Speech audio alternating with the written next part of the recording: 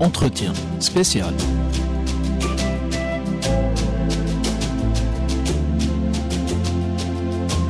Bonjour chers amis auditrices et auditeurs d'Ifriqiya FM, bienvenue à vous dans le grand entretien de la chaîne. Aujourd'hui, j'ai l'immense honneur et j'ai l'immense plaisir de recevoir en direct dans les studios d'Ifriqiya FM un ami, un frère qui nous vient du Burkina Faso. Je présente notre frère Abdoulaye Diallo.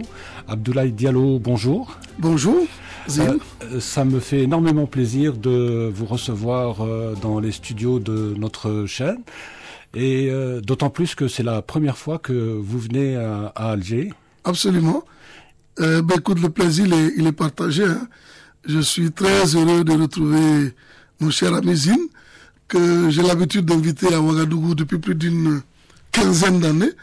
Et aujourd'hui, venir à Alger, pouvoir le rencontrer, être là avec lui dans un studio pour échanger autour des questions qui nous préoccupent, c'est un immense plaisir pour moi. C'est vrai que c'est la première fois que je visite Alger, c'est pas normal. Oui. Je suis déjà passé par l'Algérie, une fois à Tindouf, oui. Mais c'était juste pour aller dans le camp des réfugiés au niveau de la République sahraoui, pour rester un moment avec nos frères sahraouis, connaître aussi un peu leur histoire, partager leur quotidien et soutenir leur combat. Et soutenir leur combat. Et aujourd'hui, je suis très très heureux d'être à Alger et qui me laisse une impression, très belle impression. Et en plus, vous avez la chance d'être venu à Alger au moment où un moment où il fait très beau aussi. Oui, il fait très beau. Ce qui vous permet de visiter les nombreux quartiers de la capitale. Absolument. Je suis un homme chanceux, je dois le dire. Alors, Abdoulaye Diallo, moi je vous connais, on s'est vu de nombreuses reprises à Ouagadougou.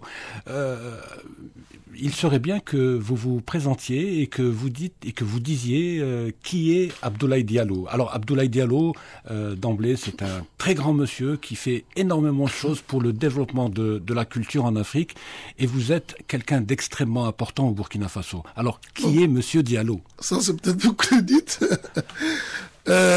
Modestement, Monsieur Diallo a eu cette chance d'avoir rencontré Norbert Zongo de son vivant, de l'avoir eu comme coach, comme mentor. Oui. Et j'ai eu la chance que Norbert Zongo, on a travaillé ensemble. Norbert Zongo est un immense journaliste burkinabé. Oui, c'est un des journalistes les plus célèbres au Burkina Faso. C'est celui qui a porté l'investigation journalistique à un niveau très élevé. Et avec lui, j'ai eu la chance de travailler à la mise en place du Centre national de presse. À l'époque, c'est comme ça que ça s'appelait. Oui. Et après, on a rebaptisé. Et c'est devenu Centre national de presse Norbert Zongo, à son hommage. Et je suis le coordinateur de ce centre-là depuis sa création, donc depuis 98, depuis mai 98. Coordinateur et fondateur. Oui, donc ça fait 27 ans que je travaille là-bas. Et j'ai eu l'honneur et le plaisir de faire d'immenses choses en tant que coordinateur de ce centre, de pouvoir mettre en place le festival international de la liberté d'expression de la presse Philippe. Oui, qui se tient tous les 2 ans à Ouagadougou. Qui se tient tous les 2 ans à Ouagadougou et qui réunit pas moins de 200 journalistes africains parmi les meilleurs, parmi les plus connus. Et on discute de nos problèmes. C'est un festival organisé par des Africains, pour discuter des questions africaines qui concernent les médias. Très bien. Et j'en suis très fier d'être une cheville ouvrière de cet événement qui se tient tous les 2 ans. Je suis aussi fier dans le cadre de ce travail au Centre de presse Norbert Zongo d'avoir contribué à fonder la cellule Norbert Zongo pour l'investigation en Afrique de l'Ouest, qui regroupe aujourd'hui plus de 200 journalistes d'investigation en Afrique de l'Ouest, et qui est devenue une institution puissante aujourd'hui, qui fait des enquêtes transfrontalières et qui fait un travail remarquable. Voilà. Bon, à côté de ça, j'ai d'autres passions. J'aime le cinéma. Je suis réalisateur de films. Je suis à mon 6e film, personnellement réalisé, mais je produis aussi des films. Et là, je suis à 48 films produits. Oh, c'est énorme. Bientôt une 50aine de films produits. Et je suis aussi fondateur du festival Ciné Droit Libre. C'est un festival de films engagés sur les droits humains et la liberté d'expression. Et qui se tient toujours à Ouaga. Qui se tient toujours à Ouaga et qui se tient aussi dans plusieurs pays, Oui. dont la Côte d'Ivoire, dont le Mali et le Sénégal. Et on a déjà fait des éditions spéciales pour le Niger et pour la Mauritanie. Et j'espère qu'un jour, je vais faire une édition spéciale en Algérie parce que l'Algérie a une histoire tellement intéressante d'engagement, de lutte, que ça correspond trop à Ciné Droit Libre. J'ai envie de faire ça ici, on ne sait jamais. Je sais que vous êtes aussi un mélomane, donc vous consacrez tout un festival à la musique. Oui, je suis aussi un mélomane. En fait, tout est parti d'un exposé que j'ai préparé quand j'étais étudiant sur l'histoire du jazz. Oui. Et donc, j'ai aimé l'histoire du jazz, qui est une musique d'engagement.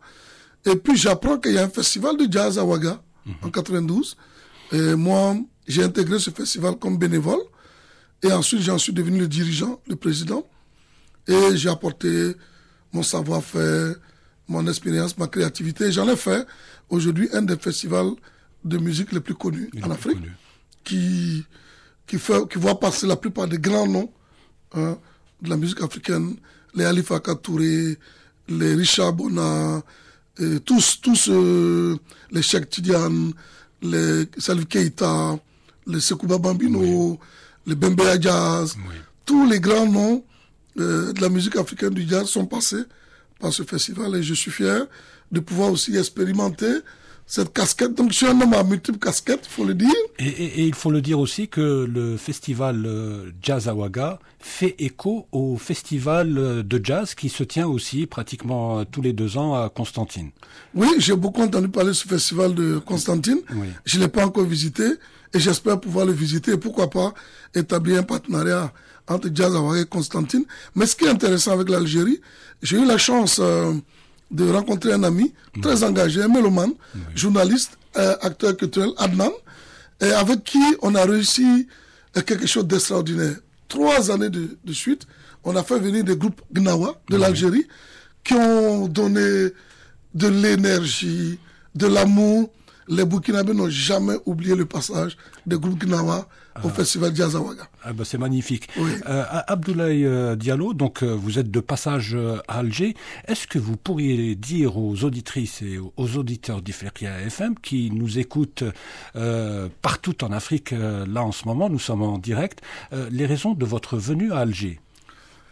J'ai eu la chance et l'insigne honneur d'avoir été invité par le ministre de la Culture et des Arts de l'Algérie pour venir prendre part au colloque international sur cinéma et mémoire. Cinéma et mémoire. Voilà. Donc on m'a demandé de donner une communication justement sur le cinéma engagé. Comment le cinéma engagé, comme celui que nous pratiquons, Ciné Droit Libre, contribue à entretenir la préservation de la mémoire. Et j'ai fait donc une communication sur ça. J'étais très heureux de participer à cet événement et d'apporter cette touche particulière du Festival Ciné Droit Libre, qui est un festival engagé où la question de la mémoire occupe une place centrale. Le nombre de soirées que nous avons fait sur les grands hommes, je vais juste citer par exemple la soirée spéciale sur Frantz Fanon. Et nous avons eu la chance d'avoir invité sa fille qui est venue. Nous avons passé un film sur Frantz Fanon. Ça nous a permis d'ouvrir une fenêtre sur l'Algérie. On a déjà fait des soirées sur la décolonisation, où on a parlé de la République sahraoui. On a fait des soirées spéciales sur des grands hommes comme Cheikh Anta Diop, Kizerbo. Donc la question de la mémoire est au centre de ce festival Ciné Droit Libre. Mais aussi, c'est un festival qui pousse la jeunesse à s'éduquer, à avoir la bonne information. Parce que le principe, c'est un film, un sujet, un débat. C'est pas du cinéma juste pour distraire. C'est du cinéma pour pousser à l'action. Et c'est ça que je suis venu partager. Le ministère de la Culture a trouvé que c'était intéressant que quand on parle de cinéma et mémoire, qu'on puisse parler aussi de ce type d'événement. Et tout le travail que nous faisons, les films que nous produisons, c'est des films qui entretiennent la mémoire. Tout est parti du documentaire que j'ai co-réalisé avec 2 amis sur l'assassinat du journaliste Norbert Zongo.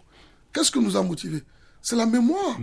Nous voulions que tous les Burkinabés, même dans 50 ans, 100 ans, sachent qui est Norbert Zongo, ce fameux journaliste, qu'est-ce qu'il a fait et pourquoi il a été assassiné. Consigné pour l'histoire l'œuvre de Norbert Zongo. Donc, on est dans cette dynamique. On en a fait plusieurs. Moi, j'ai fait un film sur le Bembeya Jazz. Le Bembeya Jazz, c'est un groupe mythique de l'Afrique de l'Ouest, mais qui allait disparaître comme ça, sans laisser de traces. Et c'est pour ça que j'ai appelé le film sur les traces du Bembeya Jazz, mais en même temps, c'est pour laisser les traces du Bembeya. Donc la question de la mémoire, elle est importante. Elle est importante. Et je vois qu'en Algérie, les quelques jours que j'ai passés, justement, c'est une question que... préoccupante, oui. Et j'ai aimé ça. Alors l'Algérie, le pays qui a abrité le colloque cinéma et mémoire, donc colloque qui s'est tenu du 9 au 10 décembre à Alger. Comment vous qui n'êtes jamais venu à Alger, justement, avez-vous pris cette initiative de l'Algérie d'organiser tout un colloque en rapport avec la mémoire. Alors, l'Afrique est un pays qui a été colonisé pendant des siècles. En Algérie, l'Algérie a été colonisée pendant 132 ans. Elle s'est libérée, le peuple algérien s'est libéré auprès de luttes qui ont coûté la vie à 1,5 million de martyrs. L'initiative de faire tout un colloque en rapport, donc cinéma et mémoire, comment percevez-vous cette initiative-là? Mais moi, je trouve que c'est une initiative fabuleuse. Et c'est ce que j'ai dit quand j'ai eu l'occasion de prendre la parole. J'ai dit, mais c'est ça, en fait. On est dans le réel. Oui. C'est ce que des États responsables doivent faire. Comment convoquer le cinéma pour régler la question de la mémoire? Oui. Parce qu'un peuple qui n'a pas de mémoire, c'est comme dit Cheikh Anta Diop, c'est une population. C'est un agrégat d'individus sans lien. Oui. Ce n'est pas un peuple. Oui. Un peuple, c'est la mémoire qui unit un peuple. C'est l'histoire qui unit un peuple. C'est la conscience historique restaurée qui permet à un peuple de vivre. Et je crois que ça, le peuple algérien l'a compris. Et c'est quelque chose à saluer. Et c'est quelque chose qu'on devait faire un peu partout. Il faut réveiller le cinéma algérien. Il y a tellement de matière. Rien que sur l'histoire de l'Algérie, on peut produire des dizaines et des dizaines de films chaque année. Mais ça permet de dire aussi à la jeune génération africaine que l'indépendance de nos pays a été acquise au prix de 1000 sacrifices. De 1000 sacrifices. Et c'est bon à savoir. Les Américains ont produit des dizaines, des centaines, des milliers de films sur quelque chose qui n'est pas heureux. Parce que les westerns, avec l'extermination des Indiens, c'est pas quelque chose d'heureux. Mais ils ont utilisé le cinéma pour se faire vainqueur, pour construire dans la mémoire collective ce que c'est qu'un Américain. Même quand nous, on n'a pas besoin de mentir. On n'a pas besoin de falsifier. On a besoin juste de faire un cinéma qui rappelle les faits, qui dit comment notre histoire s'est déroulée. Quelles sont les souffrances que nous avons subies, pourquoi, et qui sont ceux qui se sont battus pour notre honneur, pour notre dignité. C'est bon à savoir et à enseigner. Et donc, pour moi, c'est de la matière à exploiter. Le colloque a été vraiment le bienvenu pour remettre la question de la mémoire au centre de la préoccupation du cinéma. Le cinéma doit être au service du peuple. C'est très important. Et la tenue ce colloque se tient dans un contexte africain assez particulier. Alors l'Afrique, tout le monde dit que c'est le continent de demain. On a une population de plus d'1 milliard d'habitants. Le continent africain est un pays extrêmement riche en ressources naturelles. Mais aujourd'hui, Abdoulaye Diallo, le continent fait l'objet aussi de convoitises. Alors le continent africain s'est libéré entre le 19 et le 20e siècle, s'est libéré d'un colonialisme extrêmement terrible. Mais aujourd'hui, si on ne prend pas garde, le continent risque aussi d'être à nouveau colonisé par d'autres puissances que celles qui l'ont colonisé au 19e siècle. Aujourd'hui, la question de la souveraineté est une question extrêmement importante aussi. C'est une question extrêmement importante et c'est une question qui doit être circonscrite. Il faut bien qu'on comprenne la question de la souveraineté. La souveraineté, ce n'est pas de passer d'un maître à l'autre. Exactement. La souveraineté, c'est de décider soi-même. C'est de connaître d'abord son histoire. Parce que pour moi, un peuple aliéné ne peut pas être souverain.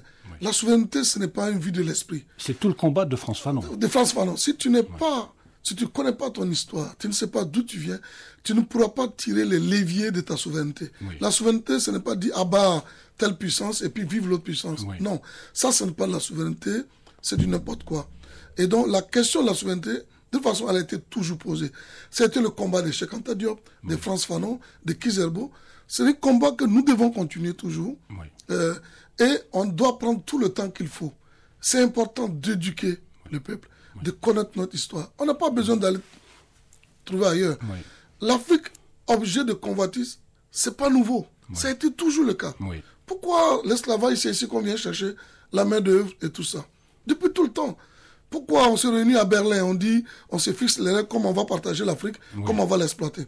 C'est la même chose qui continue. Aujourd'hui, si on ne prend pas garde, on risque de voir un nouveau partage. On pille nos matières premières. Oui. On a de nouvelles puissances qui, elles aussi, disent « Ah, c'est notre tour. Oui. Nous aussi, on va venir proposer nos services, vendre des armes, souvent du TOC, des armes qui ne percutent pas, et récupérer nos ressources. » Aujourd'hui, c'est Kalash contre mine d'or. Est-ce que ça arrange l'Afrique? Non.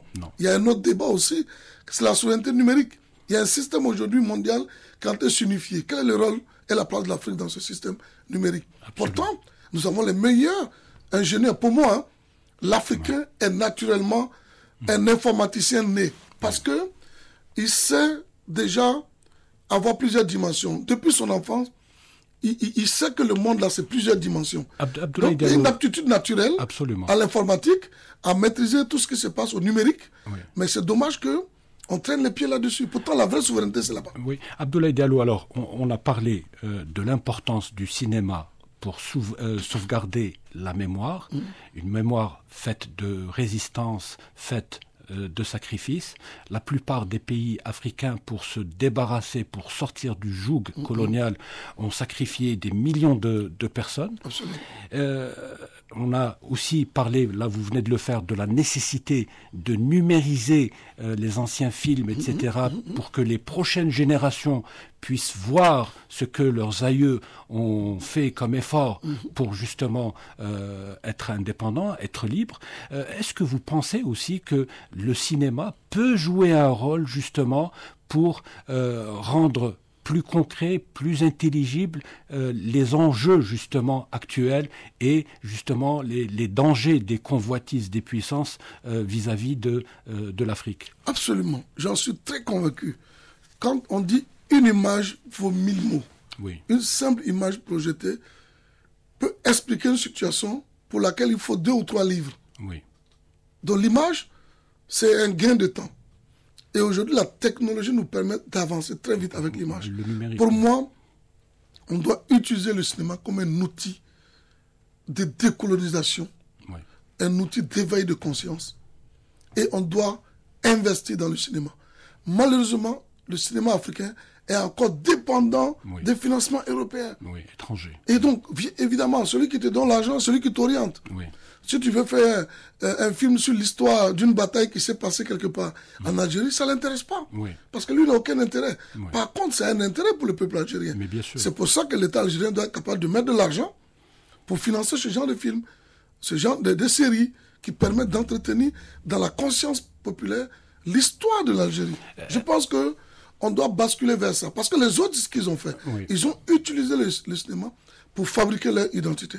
Les Américains sont l'exemple le plus palpable sur le cinéma qui a fabriqué l'identité américaine. Exactement. Donc c'est possible, effectivement, que nous aussi, nous utilisons le cinéma pour renforcer nos liens, pour restaurer notre conscience. Mais justement, historique. Puisque vous parlez de liens, comment évaluez-vous les échanges entre les pays? Est-ce que vous pensez que nous sommes sur la bonne voie ou est-ce que vous pensez au contraire qu'il est important de faire encore plus d'efforts pour faire en sorte que les pays coopèrent, les pays africains coopèrent plus entre eux justement pour aller dans le sens que vous développez? Absolument, parce qu'on est encore cloisonné.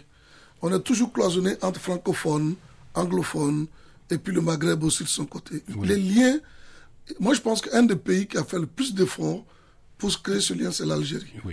Certainement à cause de la situation que l'Algérie a vécue. C'est un des pays qui a vraiment lié beaucoup de relations avec des pays africains. Je sais que Cheikh Anta Diop était soutenu. Son parti était soutenu par les FLN.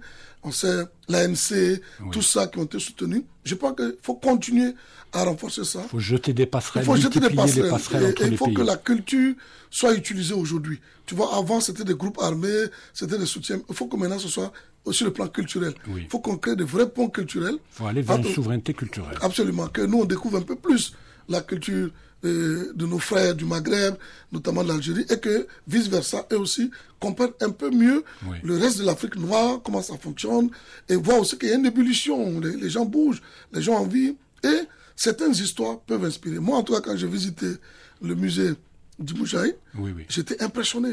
Je dis, chaque pays doit avoir un tel musée où on montre... Un lieu de mémoire. Un lieu de mémoire. Mais vous amenez les élèves, les étudiants. C'est suffisant.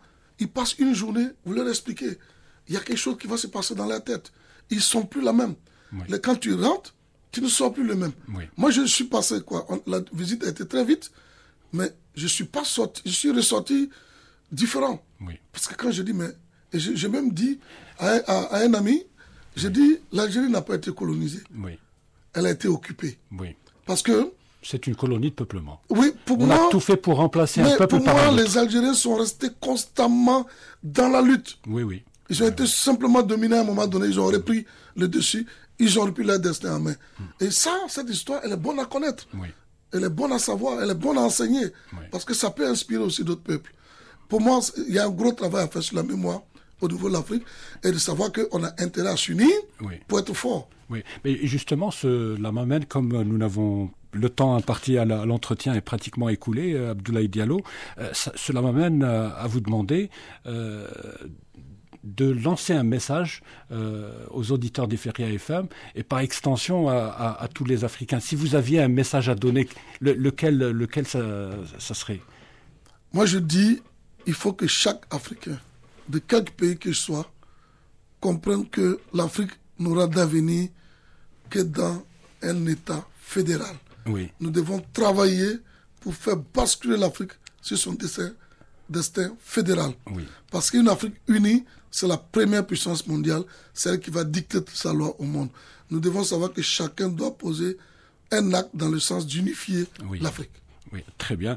Merci beaucoup Abdoulaye Diallo d'avoir eu la gentillesse d'accepter notre invitation. Avec plaisir. Alors je rappelle que nous étions en direct depuis les studios d'Ifriqiya FM. Alors Abdoulaye Diallo, je rappelle que vous êtes quelqu'un, d'abord vous êtes notre frère, vous êtes extrêmement important au Burkina Faso, vous êtes alors le fondateur du centre Norbert Zango, le coordinateur du même centre et vous êtes aussi l'organisateur de nombreux festivals à Ouaga, alors Jazz à Ouaga, Ciné Droit Libre, le FILEP, et j'espère que lors de votre prochain passage à Alger, vous nous ferez le plaisir de venir nous voir. Et toujours avec plaisir. Et nous profitons de votre présence pour saluer toutes les sœurs et tous les frères du Burkina Faso qui doivent probablement nous écouter en ce moment. Merci beaucoup. Au revoir.